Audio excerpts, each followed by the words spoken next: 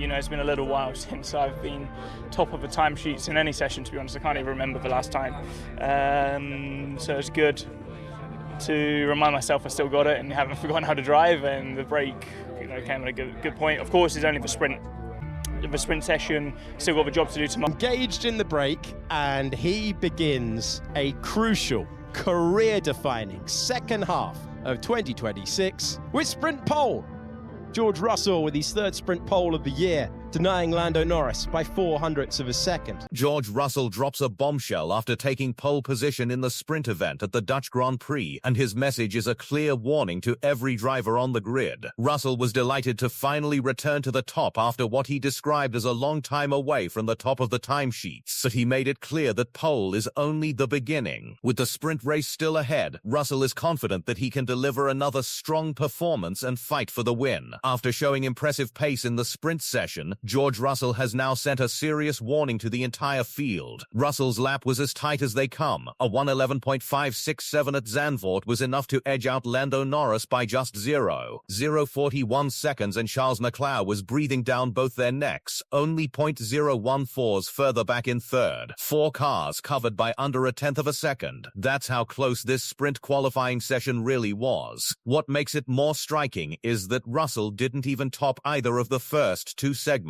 Leclerc set the pace in SQ1. Piastri led SQ2, and it was only in the final runs of SQ3 that Russell pulled it together and snatched the top spot. A last gasp lap, exactly when it mattered most. For Russell, it's a return to form he's been chasing. He's now taken pole for a sprint session multiple times this year, but this one carries extra weight. It comes right after his victory in main qualifying, at a track where consistency has been hard to find, and at a moment where every point in the championship fight counts.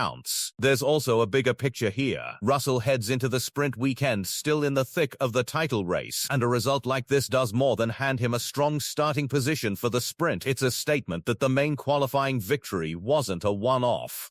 Coming back from weeks off can throw a driver's rhythm out of sync, but Russell looked sharp from the moment practice began, and he carried that form straight into sprint qualifying. Second place for Lando Norris, and it will sting. Just 0.041 seconds separated him from pole. In a session this tight, that's the difference between starting first and starting second, nothing more than a fraction of a lap. A braking point taken slightly differently, a corner exited slightly better. Norris and McLaren have looked competitive all weekend, and this was another reminder that when the margins are this small, mistakes, even tiny ones, cost positions. Still, starting alongside Russell on the front row gives McLaren a real shot at the sprint race itself, and Norris will know that pace is clearly there. It's about putting the perfect lap together when the clock is running out. It's also worth remembering just how unforgiving this format is. There's no second attempt once the session ends, no chance to bank a lap and try again later.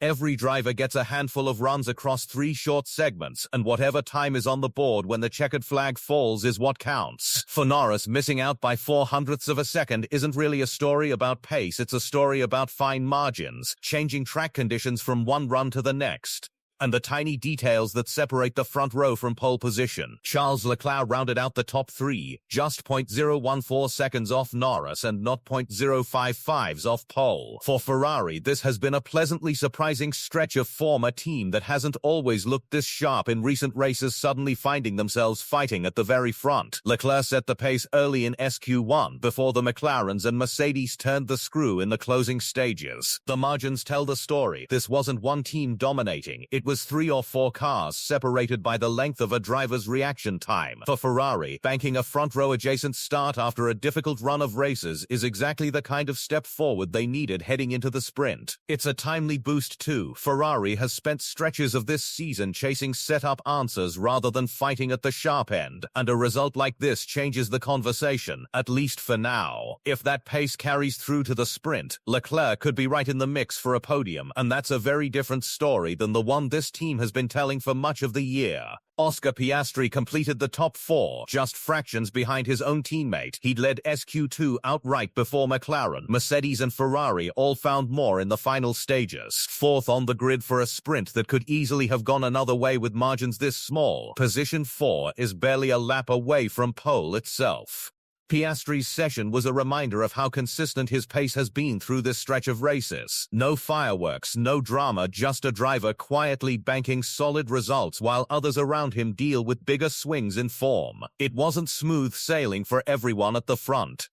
Kimi Antonelli had a difficult session, sliding off into the gravel during an early run and having to recover to salvage 5th place on his final attempt. For a driver who's still finding his feet at this level, it was a lesson in how unforgiving a single mistake can be in a format with so little room for error, despite the scare.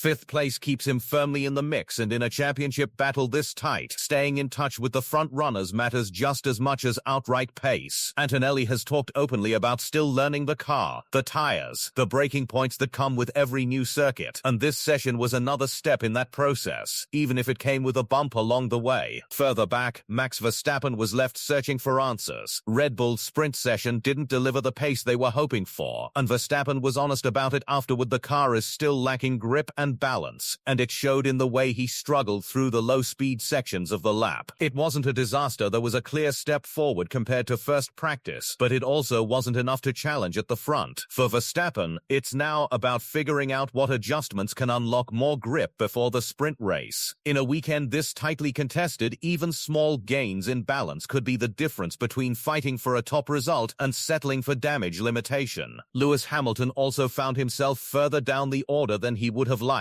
over 6/10 off the pace at the front. It's been a session of small margins turning into bigger gaps than expected, and for a driver of his experience, that gap will be motivation heading into the sprint rather than a reason for concern. So that's how sprint qualifying at the Dutch Grand Prix played out. Russell on top by the narrowest of margins, Norris right behind him, and a genuine four-way fight for engine on the grid. That title is believed to belong to Red Bull. Mercedes are competitive, but not dominant on raw power, and that matters, because Mercedes still have one AO token left to use this season, and it's not confirmed whether they'll use it now or save it for an even bigger swing into 2027. That's a real gamble. If Ferrari's Monza engine performs the way it's being reported, and it proves reliable, Mercedes could suddenly find themselves outgunned on power at exactly the moment Ferrari also holds an edge in outright chassis performance on average. Ferrari have made real sacrifices on the engine side this year to protect that chassis advantage, and if the power deficit disappears too, that's a genuinely uncomfortable position for Mercedes heading into the run to the championship. Reliability is still the deciding factor though. Ferrari have been remarkably solid all season, and that reliability is arguably the only reason they're still in this title fight at all. If it wasn't for that, Mercedes might already have pulled away. But this will be engine number 4 of the year for Ferrari, and it likely won't survive both cars through to the end of the season without a grid penalty at some point.